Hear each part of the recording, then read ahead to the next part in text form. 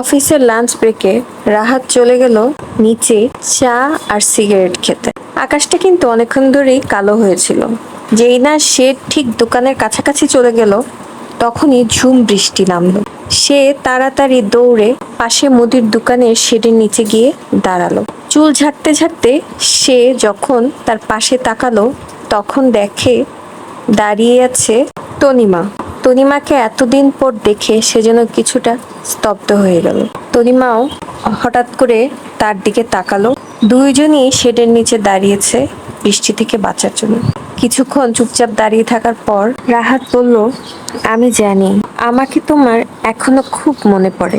তনিমা বলল, আপনি আমার জীবনের আর কোনো পাতাই নেই। তনিমার মুখে আপনি শুনে রাহাতের যেন বুকের ভেতরটা কেমন করে উঠল। রাহাত মুচকি হেসে বলল, আমি জানি আমি আছি, আমি জানি আমি এখনো টিকে আছি। তোমার দোয়ায় না থাকি, তোমার বদদোয়ায় তো আছি। এরপর একটা রিক্সা এসে দাঁড়ালো তাদের দোকানের সামনে এবং তনিমা রিক্সায় উঠে বসলো। রাহাত চুপচাপ তাকিয়ে তাকিয়ে রিক্সার চলে যাওয়া দেখতে থাকলো এবং রিক্সার ভেতরে তনিমার চোখ দিয়েও টপ টপ করে পানি গড়িয়ে পড়তে থাকলো।